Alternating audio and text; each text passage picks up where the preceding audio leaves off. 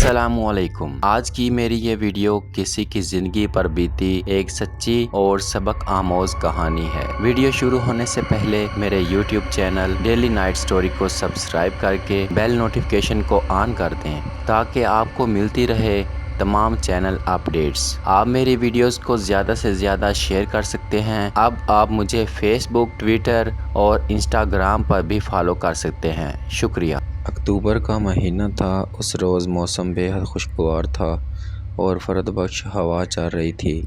जबकि अक्टूबर में मौसम कभी खुशगवार नहीं हो सकता। इसकी वजह शायद यह भी हो सकती थी कि मौसम की रुत बदल रही थी। मैं एक रोज़ फजर की नमाज़ पढ़कर मस्जिद से निकल रहा था कि मेरी निगाह एक जवान शख्स पर पड़ी जो कदरे फासले पर खड़ा हुआ था। वो मुझे देखते ही मेरी तरफ तेज़ी से बढ़ा। उसने न सिर्फ बड़े अदब और गर्मजोशी से मुसाफा किया बल्कि बड़ी अकीदत के साथ मेरे हाथों को आंखों से लगाकर उन्हें चूम भी लिया। फिर उसने मेरी तरफ देखते हुए बड़े मुअद्दबाना अंदाज से पूछा, आप आमिर तमीज़ुद्दीन चौधरी साहब हैं ना? मैंने अपना सर इस्बात में हिला दिया।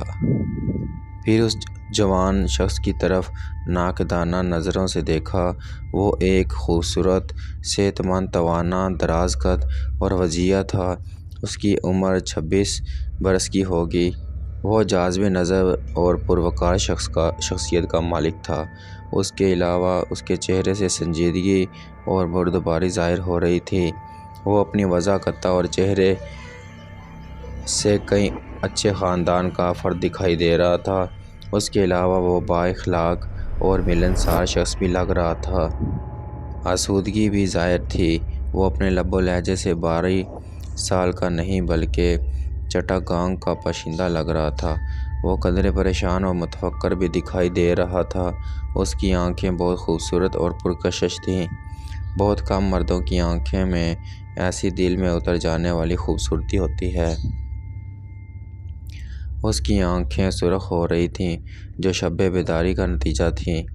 इसके चेहरे से थकन भी ज़ाहिर थी। अमूमन आजकल के जवानों में इखलाक कहाँ होता है? मैंने उसके इखलाक से मुतासर होकर पूछा, मैं आपकी क्या खिदमत कर सकता हूँ? मैं ख़ास तौर पर चट्टागांग से आपकी खिदमत हासिल करने के लिए हाजिर हुआ हूँ। उसने जवाब दिया, आप इस नाजीज़ को अपना कुछ कीमती वक़्त दें ताकि मैं अपनी परेशानी और मसला बयान करूं। मैं बहुत परेशान हूं, इसका अंदाज़ा आप शायद ही लगा सकें। मैं उसे अपने घर ले आया। नशिस्तगाह में उसे बिठाकर घर वाली से नाश्ता तैयार करने के लिए कहा। उसे बताया कि चट्टागांग से मेहमान आया हुआ है। मैंने नशिस्तगाह में आकर उससे दरियाफ़्त किया, आपको मेरे बारे में किसी ने बताया और आपको किसने मुझसे मिलने का मशवरा दिया? आपका शहर पूरे चट्टागांग शहर और आसपास के तमाम मुज़ाफ़ात तक फैला हुआ है। उसने बताया, आपको सभी जानते हैं। अच्छा, उसने एक ऐसी बात बताई जिसके बारे में मुझे आज ही मालूम हुआ था। उसने सच्ची बयानी से काम लिया था। इसके इस इंकशाफ से मेरी शहरत चट्टागांग में फैली हुई है। इसलिए हैरत हुई थी कि मैं कभी 12 साल से बाहर नहीं गया था, ना ही 12 साल के अलावा किसी शहर और गांव के लोगों ने आकर मेरी खिदमत हासिल की थी। इसका मेरे पास आना, खिदमत हासिल करना इसलिए भी अजीब सी बात थी और नाकाबिल फ़हम भी थी कि चट्टागांग बड़े बड़े आमल हज़रात और बगज़ीदा बुज़ुर्गों भी मौजूद थे जिनके इल्म व फ़ज़ल का मैं ख़ुद भी मुतरफ़ था और उनकी दिल व जान से इज़्ज़त करता था। इस जवान शख्स का उनके मुकाबले में मुझ नाचीज़ पर तरजीह देना इंतहाई ताज्जुब खेज़ अमर था। ऐसा नामुमकिन था कि इसके इल्म में वो हस्तियाँ ना हों। वो उन्हें बिल्कुल भी नहीं जानता था। मैंने चंद एक हस्तियों का नाम लेकर उससे कहा, आपके शहर में इन ज़ैद आलमों के होते हुए आपका मेरे पास आना समझ में आने वाली बात नहीं है। मैं इनके बारे में बहुत अच्छी तरह जानता हूँ कि वो किस पाए के बुज़ुर्ग और आमिल हैं। मैंने इन सब की खिदमत हासिल की थी लेकिन इनसे मेरा मसला हल ना हो सका। शादी के बाद मेके जाने के लिए बेचैन रहती हैं, जैसे ससुराल उन्हें काट खाने का दौड़ता है। जब वो मेके जाती हैं तो इस तरह खुश हो जाती हैं जैसे ज़िंदान से रिहाई पाकर जा रही हों। फिर वो मेके से कई दिन वापस आने का नाम नहीं लेती। ایسی لڑکیاں بڑے مسائل پیدا کر دیتی ہیں، تلخیاں جنم لینے لگتی ہیں، جس سے ازدواجی زندگی پر اثر پڑنا شروع ہو جاتا ہے۔ میں اپنے تئیں میں یہ سمجھا رہا تھا کہ اسے مجھ سے بہت زیادہ محبت ہو گئی ہے اور میری جدائی اس کے لیے سوہان روح ہوتی ہے، اس لیے وہ میکے جانا نہیں چاہتی۔ حالانکہ اسے کبھی میں نے میکے جانے سے تو منع نہیں کیا اور نہ ہی روکا تھا، جبکہ اس کی ایک دن کی جدائی بھی مجھ پر شاہ گزرتی تھی۔ میں نے ایک اور بات شدت سے محسوس کی کہ جب بھی اس کے والد اسے اپنے گھر لے جانے کے لیے آتے ہیں تو وہ بری طرح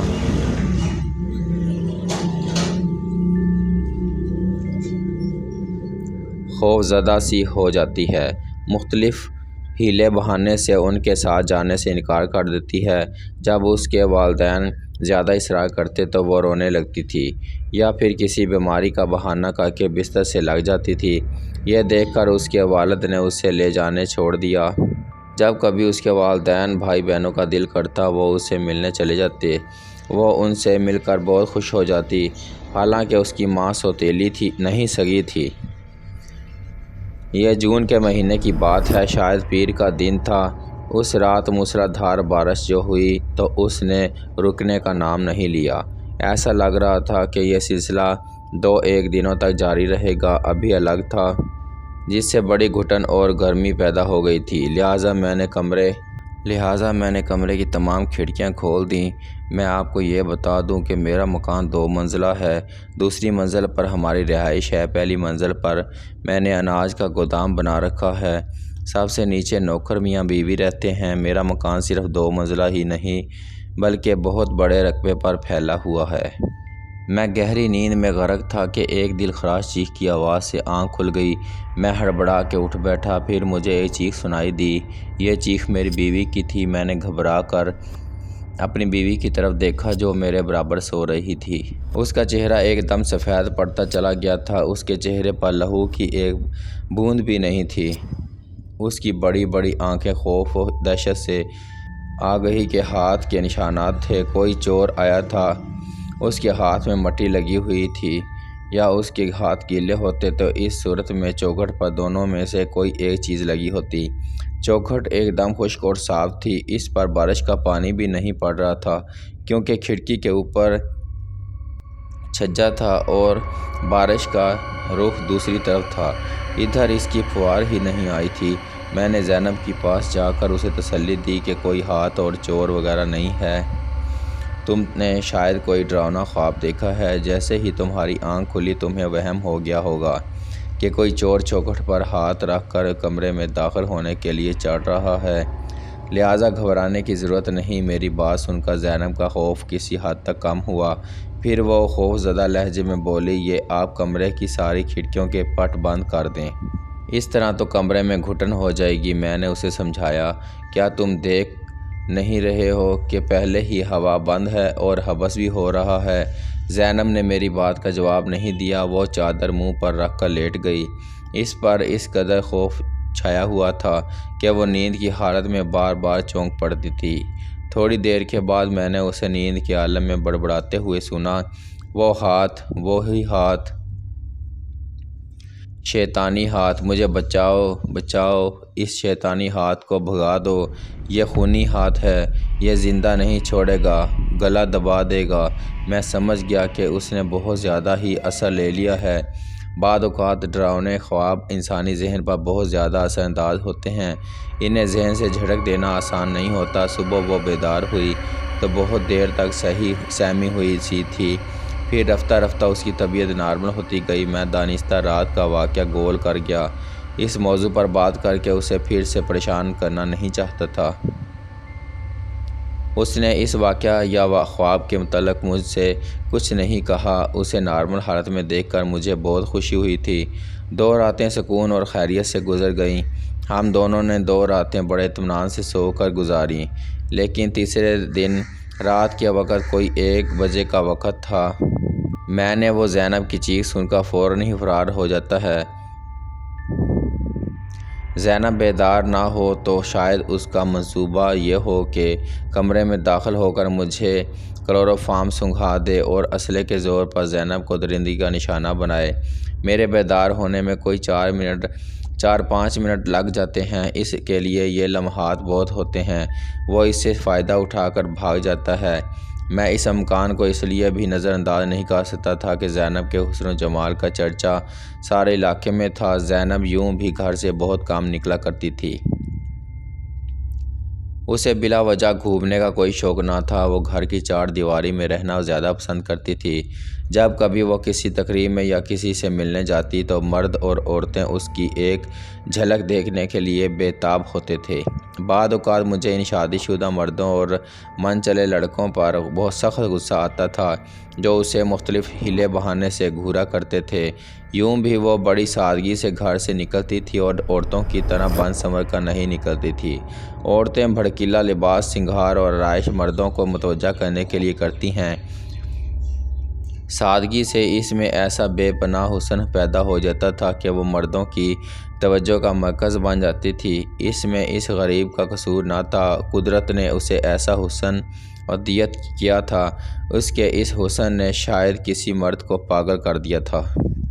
میرے پاس ایک بندوق تھی جسے میں نے لوڈ کر لیا تھا۔ میں نے فیصلہ کر لیا تھا کہ میں اس بدمعاش کو بلا تامل گولی مار دوں گا۔ مجھے اس بات کا حق تھا اور قانون بھی اس کی اجازت دیتا ہے کہ گھر میں گھسنے والے کسی جرائم پیشہ افراد کو ہلاک کر دینا چاہیے۔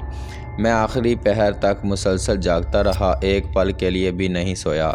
وہ خوفناک ہاتھ مجھے دکھائی نہیں دیا جس نے نہ صرف زینب کا چین و سکون غارت کر کے رکھ دیا تھا بلکہ مجھے بھی پریشان کر دیا تھا۔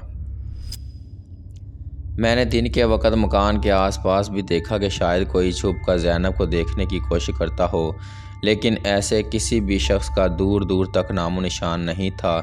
زینب دن میں 2-1 مرتبہ تازہ ہوا کے لیے کھڑکی میں کھڑی ہو جاتی تھی۔ پھر میں نے زینب کو سمجھایا کہ وہ کوئی ہاتھ وغیرہ نہیں ہے، یہ تمہارا وہم ہے۔ یہ کالی بلی ہے جو کھڑکی میں دودھ پینے کے لیے چڑھ آتی ہے اور تمہاری چیخ کی آواز سے خوفزدہ ہو کر بھاگ جاتی ہے۔ تمہاری آنکھ جیسے ہی کھلتی ہے اندھیرا اور نیند کا خمار ہوتا ہے۔ تاکہ زینب کا چہرہ جو صرف سرخ و سفید تھا، آسمان پر اور گہرے بادل چھا گئے تھے۔ دوسرے لمحے زوردار بارش شروع ہو گئی۔ پھر میں نے اپنا ہاتھ اس کے جسم پر رکھ دیا۔ چند لمحے بمشکل گزرے ہوں گے۔ میں نے اپنے ہاتھ کی پشت پر ہاتھ کا لمس محسوس کیا۔ میں یہ سمجھا کہ زینب کا ہاتھ ہے، لیکن میں نے دوسرے ہی لمحے محسوس کیا کہ زینب کے ہاتھ میں وہ پھولوں جیسی نرمی، محبت کی گرمی اور گداز پن موجود نہیں ہے۔ انگلیاں بھی پتلی، لمبی اور نازک سی نہیں ہیں۔ یہ تو کوئی اور ہی ہاتھ ہے، بے حد مردہ جیسے برف کا تودہ۔ اس میں کھردرا پن ہے اور فولاد جیسی سختی ہے۔ انگلیاں موٹی اور سلاخوں جیسی ہیں۔ پھر وہ ہاتھ میرے ہاتھ پر کسی کن کھجورے کی طرح رینگنے لگا۔ میرے سارے جسم میں سنسنی دوڑنے لگی، میرے رونگٹے کھڑے ہو گئے۔ اس لمحے سب سے پہلا خیال جو آیا وہ یہ تھا کہ کہیں یہ وہ پراسرار ہاتھ تو نہیں ہے جسے زینب 2 مرتبہ دیکھ چکی ہے۔ شاید یہ کسی بدمعاش کا ہاتھ ہے جو میرے ہاتھ کو زینب کا ہاتھ سمجھ کر اس پر رینگ رہا ہے۔ اس خیال کے آتے ہی میں نے اپنے حواس اور اپنی ساری قوت جمع کی اور اپنے ہاتھ کو زور سے جھٹکا۔ پھر میں نے فرش پر کسی چیز کے دھب سے گرنے کی آواز سنی۔ پھر میں بجلی کی سی سرحد سے پلنگ سے کود کر نیچے آیا اور سوئچ بورڈ کی طرف ہاتھ بڑھا کر سوئچ آن کیا۔ کمرہ ایک دم سے تیز روشنی میں نہا گیا۔ میں نے دیکھا کمرے میں کوئی نہیں ہے۔ میں نے فوراً ہی فرش کی طرف اور پلنگ کے نیچے جھانک کر دیکھا کہ شاید وہ بدمعاش نیچے نہ چھپ گیا ہو۔ پلنگ کے نیچے بھی کوئی نہیں تھا۔ میری نظر سامنے والی کھڑکی پر پڑی تو میں دم بخود رہ گیا۔ میرا دل دھڑکنا بھول گیا۔ میں نے جو منظر دیکھا وہ میرے لیے ناقابل یقین تھا۔ میں نے کھڑکی کی چوکھٹ پر ایک سیاہ رنگ کا انتہائی بدصورت ہاتھ دیکھا۔ یہ ہاتھ کلائی تک کٹا ہوا تھا۔ اگر میں مضبوط اعصاب کا مالک نہ ہوتا تو بے ہوش ہو کر گر جاتا۔ جتنی دیر میں نے بندوق اٹھائی اتنی دیر میں وہ 2 ہاتھ اندھیرے میں غائب ہو گیا۔ کمرے میں روشنی ہونے کی وجہ سے زینب کی آنکھ بھی کھل گئی۔ اس نے مجھے جو بندوق لیے کھڑے ہوئے اور پریشان سا دیکھا تو فوراً ہی اٹھ بیٹھی۔ اس نے متوحش نظروں سے دیکھتے ہوئے پوچھا، کیا بات ہے، خیریت تو ہے؟ میں نے بستر پر اس کے پاس بیٹھ کر اسے مختصر الفاظ میں وہ واقعہ سنایا تو اس کا چہرہ آنکھ کھلی تو میں نے دروازے پر ہلکی سی دستک کی آواز سنی۔ میں سمجھی کہ آپ شہر سے واپس آ گئے ہیں۔ میں نے بستر سے نکل کر لباس اور بال درست کیے اور دروازے کی طرف بڑھی۔ ابھی میں نے دروازہ کھولا نہیں تھا کہ پھر دستک ہوئی، جو پہلے کے مقابلے میں کچھ زور کی تھی۔ میں نے فوراً ہی دروازہ کھول دیا۔ پھر میں یہ دیکھ کر حیران رہ گئی کہ باہر کوئی بھی نہیں ہے، راہداری خالی پڑی ہے، سامنے والے کمروں کے دروازے بھی بند تھے اور باہر سے ان کی کنڈی لگی ہوئی تھی۔ میری نظر فرش پر پڑی تو میری چیخ نکلتے نکلتے رہ گئی۔ ایک خوفناک، انتہائی بدصورت اور کٹا ہوا ہاتھ میرے پیروں کی طرف نہایت آہستہ آہستہ رینگتا ہوا بڑھ رہا تھا۔ اس ہاتھ کو دیکھ کر میری جان ہی نکل گئی اور رگوں میں لہو منجمد ہونے لگا۔ اسی لمحے معلوم نہیں مجھ میں کہاں سے اتنی ہمت اور طاقت آ گئی کہ میں نے اس ہاتھ کو ایک لات رسید کی۔ وہ ہاتھ کمرے سے باہر ہو گیا۔ اس کے باہر ہوتے ہی میں نے جھٹ سے دروازہ بند کر کے اندر سے چٹکنی لگا دی۔ میرے ہاتھ کانپ رہے تھے۔ پھر میں دروازے سے ٹیک لگا کر کھڑی ہو گئی اور آنکھیں بند کر کے لمبی لمبی سانسیں لینے لگی۔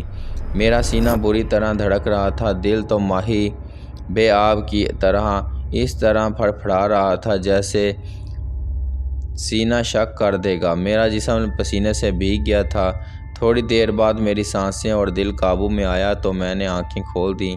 میں نے احتیاط کے طور پر کمرے کا جائزہ لیا، ایک ایک جگہ دیکھ لی، نہ صرف پلنگ کے نیچے بلکہ بستر اور تکیوں کے نیچے بھی دیکھا کہ کہیں وہ منحوس اور خوفناک ہاتھ موجود نہ ہو۔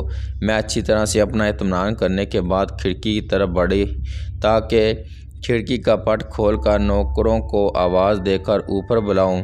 اب مجھ میں اتنی ہمت نہیں تھی کہ میں کمرے کا دروازہ کھول کر باہر جاؤں۔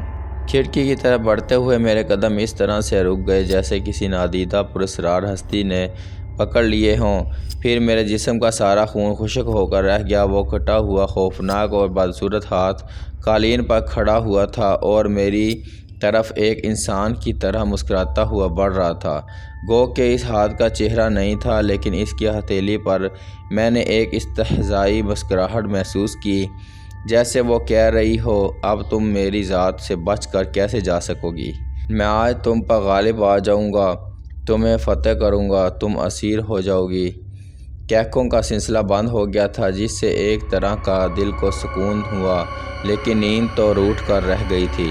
میں اور زینب سونا بھی نہیں چاہتے تھے۔ فجر کی اذان کے بعد عامل صاحب نیچے آئے تو ان کے ہاتھ میں وہی صندوقچہ تھا جو میں نے ان کے طلب کرنے پر دیا تھا۔ انہوں نے کہا، میں نے رات کئی گھنٹوں کی کوشش اور جدوجہد کے بعد اس ہاتھ کو اپنے حمل سے طلب کر کے قابو میں کیا ہے، اسے اس صندوقچے میں قید کر دیا ہے۔ یہ بڑا شیطان مردود ہے، اسے ہر کوئی عامل قید نہیں کر سکتا، لہٰذا اسے سمندر میں بہت دور لے جا کر پھینکنا ہوگا۔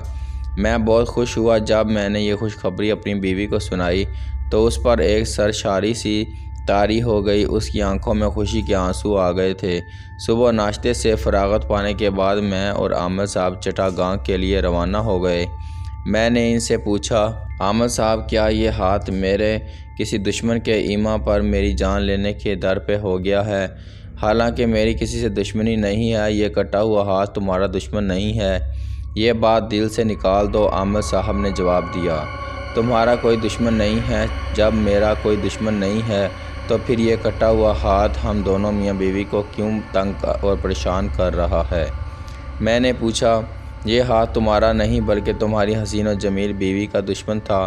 عامل صاحب نے جواب دیا، اب میں نے اسے صندوقچے میں قید کر دیا ہے، مگر میری بیوی تو ایک سیدھی سادی اور نہایت معصوم عورت ہے۔ میں نے حیرت سے کہا، اس سے کسی کو کیا دشمنی ہو سکتی ہے؟ تمہاری بیوی کا دشمن تمہارے سسرال رشتہ داروں میں سے ہے۔ عامل صاحب بولے، اس دشمنی کا سبب یہ ہے کہ اس دشمن نے تمہارے بیوی کا رشتہ مانگا تھا، تمہارے سسر نے اور ساس نے بھی اس سے رشتہ دینے سے انکار کر دیا۔ وہ یہ صدمہ برداشت نہ کر سکا، وہ غم اور غصے سے پاگل ہو گیا۔ اس نے کسی جادوگر سے جادو سیکھنے کی ٹھان لی تاکہ اس توہین کا بدلے کے لیے سب کب سے ترس رہے تھے۔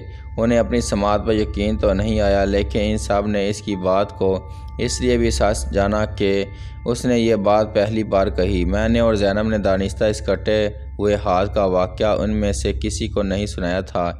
اس سے کچھ حاصل نہ تھا، مردہ دفن ہو چکا تھا۔ زینب بہت خوش تھی۔ اس کی خوشی دیکھ کر میں بھی سرشار ہونے لگا تھا۔ آخر میں کیوں نہ خوش ہوتا؟ اس دنیا میں یہ ایک ہی تو ایسی ہستی تھی جو مجھے اپنی جان سے زیادہ عزیز تھی۔ میرے لیے دولت، نعمت اور قدرت کا ایک پیش پہا اور انمول عطیہ تھا۔ میں کفران نعمت کیسے کر سکتا تھا؟ ایک رات ہم دونوں ایک دوست کی بہن کی شادی میں جانے کا پروگرام بنا رہے تھے۔ یہ 14ویں کی رات تھی، چاند اپنے شباب کی آخری منزل پر تھا۔ باہر دودھیا چاندنی کا منجمد دریا تھا۔ تھوڑی دیر بعد ہم دونوں سونے کے لیے بستر پر لیٹے۔ چاند ایک کھڑکی میں سے جھانک رہا تھا۔ کمرے میں اس کی چاندنی پھیلی ہوئی تھی۔ میں نے اپنی آنکھیں بند کر لیں۔ چند لمحے بھی نہیں بیتے تھے کہ زینب نے میرا شانہ ہلایا۔ میں آنکھیں کھول کر دیدہ نظروں سے اسے دیکھتے ہوئے مسکرایا۔ میں یہ سمجھا کہ چاندنی راتیں اس کی بہت بڑی کمزوری ہیں، لہٰذا وہ چاہتی ہے کہ ہم چاندنی سے لطف اندوز ہونے کے لیے چھت پر چلے جائیں۔ اکثر ایسا ہوتا تھا۔ چھت سے چاندنی کا نظارہ بہت اچھی طرح ہوتا تھا۔ پھر ایسی جذباتی کیفیت اس پر طاری ہوتی کہ ہم دونوں دنیا مافیا سے بے نیاز ہو جاتے۔ ایک شہر میں جھگڑے رہتے تھے۔ دوسرے لمحے میں اس کا زرد چہرہ اور دہشت بھری آنکھیں دیکھ کر چونک پڑا اور میری مسکراہٹ کافور ہو گئی۔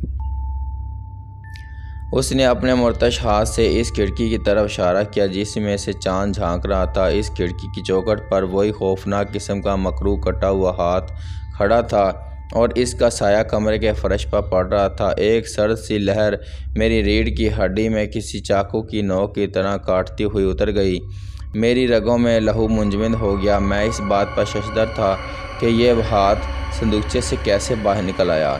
یہ وقت ان باتوں کو سوچنے کا نہیں تھا۔ میں نے فوراً ہی بستر سے نکل کر سوئچ آن کیا۔ یہ دیکھ کر میری حیرت کی انتہا نہ رہی کہ وہ ہاتھ کسی ڈھیٹ بچے کی طرح اپنی جگہ اکڑ کر کھڑا ہوا تھا۔ پھر مجھے معمول نہانے کے لیے تالاب پر گئی تھی۔ اس وقت اس کے سوا وہاں کوئی نہیں تھا۔ عابدہ نے صرف نوجوان تھی، بلکہ اس کا گاؤں کی حسین لڑکیوں میں شمار ہوتا تھا۔ اس میں جاذبیت اور دلکشی تھی۔ گاؤں کے بہت سارے گھرانے اس کے حسن سے اس قدر متاثر تھے کہ اسے اپنی بہو بنانے کے خواہشمند تھے۔ بہت سارے لڑکے اس کی محبت میں گرفتار بھی تھے۔ پولیس کا کہنا تھا کہ کسی ہوس پرست نے اسے اپنی خواہش کا نشانہ بنانے کے بعد اس کا گلا دبا کر جان سے مار دیا، اس ڈر سے کہ اس کا راز افشا نہ ہو جائے۔ عابدہ کے بارے میں بہت ساری باتیں میرے علم میں تھیں۔ اس کے والدین نے جن لڑکوں کے رشتے نامنظور کر دیے تھے وہ لڑکے بڑی خار میں تھے۔ ایک لڑکے نے اسے ایک ویرانے میں دبوچ لیا تھا۔ اس وقت میں عابدہ کی چیخ و پکار سن کر وہاں پہنچا۔ اگر مجھے چند لمحوں کی دیر ہو جاتی تو اس کی عزت خاک میں مل جاتی۔ وہ لڑکا میری شکل دیکھتے ہی بھاگ نکلا۔ میں نے عابدہ کا لباس اٹھا کر اس کے جسم پر ڈالا۔ جب وہ کپڑے پہن چکی تو میں اسے گھر لے آیا تاکہ وہ خود پر قابو پا کر گھر جا سکے۔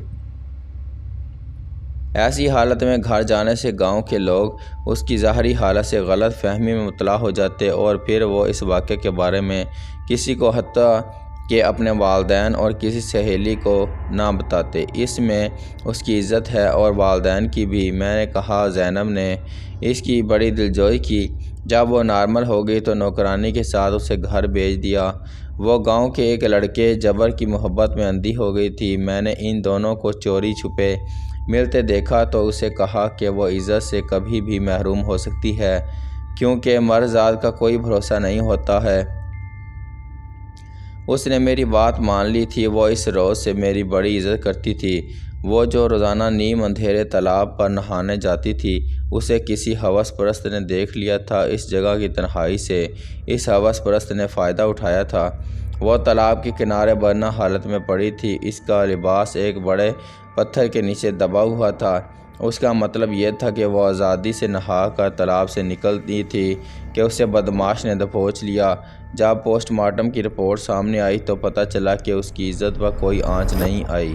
سارے گاؤں میں خوف و ہراس طاعون کی طرح پھیل گیا۔ ہر کسی کا یہ خیال تھا کہ اس کٹے ہوئے ہاتھ نے عابدہ کی جان لے لی ہے۔ جب یہ بات پولیس کے علم میں لائی اور گاؤں والوں نے 2-3 بڑے بڑے عاملوں کی خدمات حاصل کر لی تھیں تاکہ عورتوں کی جان سلامت رہے، اس ہاتھ نے بڑا ہنگامہ مچایا۔ ایک روز اس کٹے ہاتھ نے ایک عامل صاحب کی کلائی توڑ کر رکھ دی، پھر اس نے دوسرے عامل کو اوپر اٹھا کر تالاب میں پھینک دیا تھا۔ تیسرے عامل کے منہ پر اتنے زور سے اس نے تھپڑ مارا کہ انہیں دن میں تارے نظر آ گئے۔ وہ اس کٹے ہاتھ کو قابو میں نہ کر سکے، اس کا نشانہ بن گئے۔ اپنا یہ حشر دیکھ کر عامل حضرات بھی گاؤں چھوڑ کر چلے گئے۔ جس کی توقع نہیں تھی، ان عاملوں کے جانے کے بعد دوسرے دن ایک اور جوان عورت دن کے 1 بجے تالاب پر نہانے کے لیے اکیلی چلی گئی۔ وہ تالاب کے کنارے پر برنا اور مردہ حالت میں پڑی ہوئی ملی۔ اسے بھی گلا گھونٹ کر ہلاک کیا گیا تھا اور اس کا خون بھی پی لیا گیا تھا۔ یہ عورت ایک کانسٹیبل کی بیوی تھی۔ پولیس اپنے آپ کو عقل مند سمجھتی ہے، ان کی کھوپڑی میں جو بات سما گئی اسے کوئی نکال نہیں سکتا۔ اس کے علاوہ ان میں اتنی رعونیت اور فرونیت ہوتی ہے کہ وہ آدمی کو آدمی نہیں سمجھتے۔ کانسٹیبل کی بیوی کی لاش کیا ملی؟ ایک طوفان آ گیا۔ پولیس نے میری یا گاؤں والوں کی بات کو تسلیم کرنے کی بجائے مشتبہ افراد کو گرفتار کرنا شروع کر دیا۔ ان کا یہ خیال تھا کہ اس عورت کی اجتماعی بے حرمتی کی گئی ہے۔ وہ ایک بدچلن عورت تھی۔ پوسٹ مارٹم رپورٹ میں اس کی آبرو ریزی کے بارے میں کچھ نہ تھا۔ پولیس کے نزدیک کٹا ہوا ہاتھ ایک وہمہ اور توہم پرستی تھی۔ پولیس کو عقل اس روز آئی جب تھانے دار کی پڑھی لکھی اور جوان بیٹی نے رات کے وقت اپنے کمرے کی کھڑکی میں ایک کٹا ہوا ہاتھ دیکھ کر چیخیں مارنا شروع کر دیں۔ سارا گھر بیدار ہو کر اس کے کمرے میں پہنچا تو وہ خوف سے تھر تھرا کانپ رہی تھی۔ تھانے دار کی بیٹی کوئی جاہل نہیں تھی، وہ گریجویٹ تھی۔ باپ کو اپنی بیٹی کی بات کا یقین کرنا پڑا۔ مشتبہ افراد کو رہا کرنے کے سوا چارہ نہیں رہا۔ پولیس کی بڑی بے عزتی اور سبکی ہوئی۔ گاؤں پر ایسی دہشت مسلط ہو گئی تھی کہ لوگ دن ڈوبنے سے پہلے ہی گھروں میں جا کر بیٹھ جاتے تھے اور صبح سورج نکلنے کے بعد گھروں سے نکلتے، اور کوئی عورت اور مرد اکیلے دونوں ہاتھ آپ بے جان ہو کر گر پڑے تھے۔ بوا نے فوراً ہی چھری کی نوک اس خونی ہاتھ کی پشت میں اپنی پوری قوت سے جھونک دی۔ اس چھری کی نوک کا اس خونی ہاتھ میں چبھتا تھا کہ وہ ایک دم سے غائب ہو گیا۔ اس ہاتھ کے غائب ہوتے ہی بوا نے زینب کو دیکھا۔ زینب بے ہوشی کی حالت میں گہری گہری سانسیں لے رہی تھی۔ فوراً ڈاکٹر کو بلایا گیا۔ بروقت طبی امداد سے زینب کی جان بچ گئی۔ لیکن دوسرے دن بوا اپنی کوٹری میں مردہ پائی گئی۔ اس خونی ہاتھ نے بوا کا خون بھی پی لیا تھا۔ بوا کوئی بوڑھی عورت نہیں تھی، اس کی عمر 30 برس کی تھی۔ وہ ایک بھرپور اور پرکشش عورت تھی۔ کسی وجہ سے اس کی شادی نہ ہو سکی تھی۔ زینب نے پہلے ہی سے دن میں کمرے میں اکیلے رہنا چھوڑ دیا تھا۔ وہ نیچے اوپر آتی جاتی تو اس کے ساتھ کوئی نہ کوئی ہوتا تھا۔ اس نے بوا کی موت کا بہت زیادہ اثر لیا، اس لیے کہ بوا نے اس کی جان بچانے کے لیے اپنی جان کی پرواہ نہیں کی تھی۔ اس خونی ہاتھ نے بوا سے انتقام لیا تھا۔ اس قدر دہشت زدہ ہو گئی تھی کہ مجھے ایک لمحے کے لیے بھی اپنے پاس سے ہٹنے نہیں دیتی تھی۔ بوا کو یاد کر کے زاروں کی طرح روتی تھی۔ اس کی یہ حالت دیکھ کر میں اس کے میکے سندیپ اسے لے گیا، اسے وہاں چھوڑ کر چلا آیا۔ صرف ایک دن اپنی سسرال میں رہا۔ اس گاؤں میں غنی سوداگر بہت بڑے زمیندار تھے۔ ان کی زمینیں صرف 8 ہزاری میں ہی نہیں بلکہ 12 سال اور 2 ہزاری میں بھی ہیں۔ آپ بھی ان سے واقف ہوں گے۔ ان کی بیٹی اور بیٹا امریکہ میں 5 برس رہ کر تعلیم حاصل کر کے واپس آئے ہوئے تھے۔ لڑکی کی عمر 20 برس کی اور لڑکے کی عمر 22 برس کی۔ ان کی بیٹی کومل امریکہ میں 5 برس کیا کر رہی ہے۔ وہ وہاں کے ماحول اور تہذیب میں پوری طرح ڈوبی ہوئی تھی۔ اس کا لباس قدر نیم عریاں اور اس قدر بھڑکیلا تھا کہ اس میں اس کے بدن کی نمائش ہوتی تھی۔ اس کے علاوہ بہت مغرور تھی اور اسے اپنے باپ کی دولت کا بڑا گھمنڈ تھا۔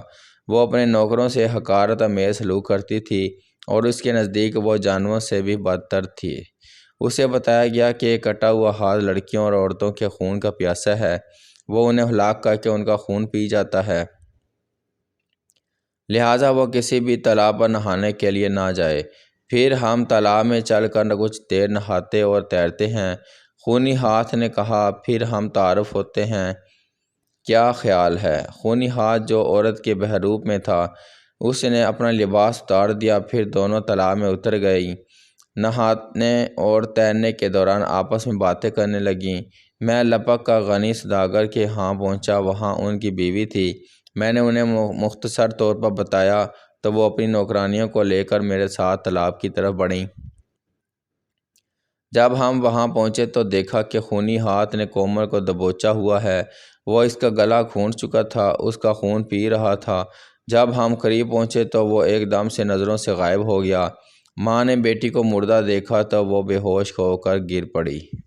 شوہر اس کے حسن و شباب کی وجہ سے اس کا غلام بن کر رہ گیا تھا اور اس کے اشاروں پر کٹھ پتلی کی طرح ناچتا تھا۔ صحن کی دیواریں اتنی اونچی تھیں کہ اسے نہاتے ہوئے باہر سے کوئی نہیں دیکھ سکتا تھا۔ اس روز وہ بے حجابی کی حالت میں نہا رہی تھی تو اس نے اپنی پشت پر ہاتھ کو محسوس کیا۔ وہ ہاتھ اس کے بدن پر رینگتا ہوا اس کی گردن کی طرف بڑھ رہا تھا۔ وہ یہ سمجھی کہ اس کا شوہر ہوگا۔ جب اس نے مڑ کر دیکھا تو کوئی نہ تھا۔ پھر وہ ہاتھ اس کی پشت سے ہوتا ہوا اس کے گلے کے نیچے آ گیا۔ وہ اس خونی ہاتھ کو دیکھ سکتے تھے۔ اس کی آنکھیں دہشت سے پھٹی کی پھٹی رہ گئیں۔ اس کا خون خشک ہونے لگا، اس کے ہاتھ بے جان ہونے لگے کہ وہ اس ہاتھ کو پکڑ کر پھینک دے۔ اس کٹے ہوئے مکروہ اور انتہائی خوفناک ہاتھ نے اس کے اوسان خطا کر دیے تھے۔ پھر وہ ہاتھ دست درازی کرنے لگا۔ اس میں ایسا وحشیانہ پن تھا کہ اسے برداشت نہیں ہو پایا۔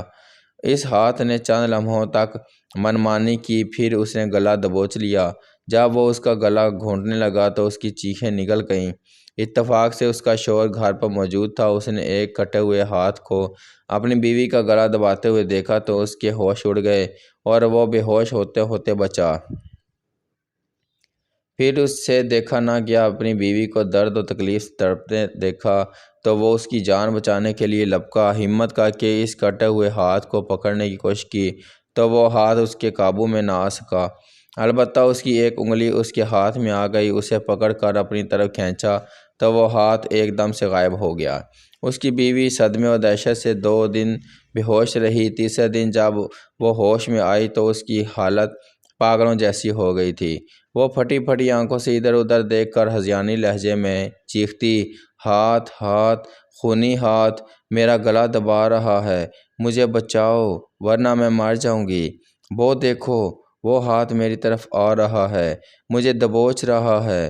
اس کے شوہر نے جب اس کی یہ نفسیاتی اور ذہنی کیفیت دیکھی تو وہ اسے علاج کی غرض سے ڈھاکہ شہر لے گیا۔ وہ لرزے کی بھی مریض بن چکی تھی۔ اس واقعہ کے تیسرے روز زینب نے اپنے بھائی کے ہاتھ سے مچھلی منگوائی۔ بھائی نے وہ تھیلا لا کر زینب کے ہاتھ میں تھما دی جس میں مچھلی تھی۔ زینب نے تھیلی میں ہاتھ ڈالا۔ اس نے میری بیوی کا خوب مذاق اڑایا اور مجھے مشورہ دیا کہ میں اپنی بیوی کو کسی ماہر نفسیات کے پاس لے جاؤں۔ ابھی ہم پولیس اسٹیشن میں تھے کہ اس پولیس انسپکٹر کے ایک پڑوسی نے بتایا کہ اس کی نوجوان بہن کی چیخ و پکار سن کر پڑوس مدد کے لیے دوڑے۔ دروازہ بند تھا۔ دروازہ بہت کھٹکھٹایا لیکن آخر دروازہ توڑنا پڑا۔ اس کی بہن کی عریاں لاش فرش پر پڑی تھی۔ اس کے چہرے اور جسم پر تشدد کے نشانات تھے۔ اس کا گلا گھونٹ دیا گیا تھا جس سے اس کی آنکھیں ابھر پڑی تھیں۔ اس کے بدن پر جا بجا زخموں کے جو نشانات ہیں ان سے ایسا لگ رہا ہے کہ قاتل نے اس کا خون پی لیا ہے اور اس کی بے حرمتی بھی کی ہے۔ دیکھ لیں، ہم نے کسی کو مکان سے نکلنے نہیں دیکھا اور نہ ہی مکان میں کوئی تھا۔ یہ کسی بدروح کی حرکت معلوم ہوتی ہے۔ پولیس انسپکٹر یہ کہانی سن کر غصے سے لال پیلا ہو گیا۔ اسے یقین نہیں آیا۔ وہ اسی وقت اپنے گھر کی طرف روانہ ہو گیا۔ پھر مجھے نہیں معلوم کہ کیا ہوا کیونکہ میں دوسرے دن زینب کو اپنے ہاں لے آیا۔ اس واقعے سے سندیپ جزیرے میں سخت خوف و ہراس پھیل گیا۔ سندیپ کے ایک عامل صاحب نے تعویذ لکھ کر دیا جو میں نے زینب کے گلے میں ڈال دیا۔ انہوں نے ایک اور تعویذ گھر میں رکھنے کے لیے دیا، لیکن دونوں تعویذوں سے کچھ حاصل نہیں ہوا۔ کوئی 3 روز پہلے کی بات ہے کہ میں نے اور زینب نے کھڑکی کی چوکھٹ پر 2 کٹے ہوئے ہاتھ دیکھے۔ ایک ہاتھ نے پہلے ہی کیا کم فتنہ مچا رکھا تھا، اب دوسرا ہاتھ بھی نظر آنے لگا۔ یہ ایک نئی افتاد تھی۔ زینب نے ایک دلخراش چیخ ماری۔ میں نے لپک کا بندوق اٹھائی، ان کا نشانہ لے کر پے در پے 2 فائر کر دیا۔ ان ہاتھوں پر گولیوں کا ذرہ برابر اثر نہیں ہوا۔ دوسرے لمحے ایک انتہائی خوفناک قہقہ گونجا جس میں استہزائیہ انداز تھا۔ پھر ایک ہاتھ نے کہا کہ کیا تمہارے پاس اور گولیاں نہیں ہیں؟ دوسرے دن میں ریلوے اسٹیشن اپنا مال بک کروانے کے لیے سائیکل پر جا رہا تھا جو وہاں نوکر لے کر پہنچتے تھے۔ آم کے باغ کے قریب سے گزرتے ہوئے میں نے ایک نسوانی چیخ سنی۔ یہ جگہ بہت ویران اور سنسان تھی۔ بعض اوقات بدمعاش کسی لڑکی یا عورت کو اغوا کر کے یہاں لاتے تھے۔ یہاں ایسے واقعات پیش آتے رہتے تھے۔ میں سائیکل سے اتر گیا۔ وہاں ایک لاٹھی پڑی ہوئی تھی جس سے پھل توڑے جاتے تھے۔ میں نے اسے اٹھا لیا اور انہیں اسے دلاسا دیا کہ گھبرانے اور پریشان ہونے کی کوئی ضرورت نہیں ہے۔ اللہ کی ذات سے بڑی کوئی ذات نہیں ہے۔ اس نے بڑے سے بڑے جادو کا توڑ پیدا کیا ہے۔ یہ کالا جادو ہے۔ اللہ نے چاہا تو بہت جلد اس خونی ہاتھ سے نجات مل جائے گی۔ ویسے آپ صحیح جگہ آئے ہیں۔ میں آج ہی آپ کے ساتھ چلتا ہوں۔ ظہر کی نماز اور کھانے کا وقت ہو رہا ہے۔ اذان ہونے والی ہے۔ چل کر نماز پڑھتے ہیں، پھر آ کر کھانا کھاتے ہیں۔ اس کے فوراً بعد چل پڑتے ہیں۔ اذان ہوئی تو ہم دونوں نے مسجد جا کر نماز پڑھی، پھر گھر آ کر کھانا کھایا۔ چائے پینے کے دوران اس نے جیب سے ایک پھولا ہوا لفافہ نکال کر میری طرف بڑھا دیا تو میں نے اس کی طرف متوجہ نظروں سے دیکھتے ہوئے پوچھا، یہ کیا ہے؟ ایک حقیر سا نذرانہ آپ کی خدمت میں پیش کرنے کی جسارت کر رہا ہوں۔ اس نے جواب دیا، آپ قبول کر لیں تو مجھے خوشی ہوگی۔ میں نے اس کے ہاتھ سے لفافہ لے کر دیکھا تو اس میں 5,000 کی رقم موجود تھی۔ میں نے اس میں سے 1,000 کی رقم نکال کر ایک رسید بنائی، پھر اسے 4,000 کی رقم اور رسید دیتے ہوئے کہا، یہ رقم میں نے دینی مدرسے کے لیے رکھ لی ہے۔ اللہ نے مجھے اس قدر نوازا ہوا ہے کہ میری گزر بسر کسی نہ کسی طرح ہو جاتی ہے۔ میں نے اپنی زندگی بنی نوع انسان کی ذات کے لیے وقف کر دی ہے۔ اللہ آپ کو دولت اور نیک اولاد سے نوازے۔ اس خبیث روح پر قابو پانے کے بعد آپ یہ رقم اللہ کی راہ میں خرچ کر دیں تو آفات و حادثات سے محفوظ رہیں گے۔ ہم دونوں اسٹیمر سے چٹاگانگ کے لیے روانہ ہوئے۔ اس نے سفر کے دوران مجھ سے کہا، ایک بات میری سمجھ سے بالاتر ہے۔ وہ کیا؟ میں نے اس کے چہرے پر نگاہیں مرکوز کر کے پوچھا۔ میں نے اس بات کو جان لیا تھا کہ وہ کیا کہنا چاہتا تھا۔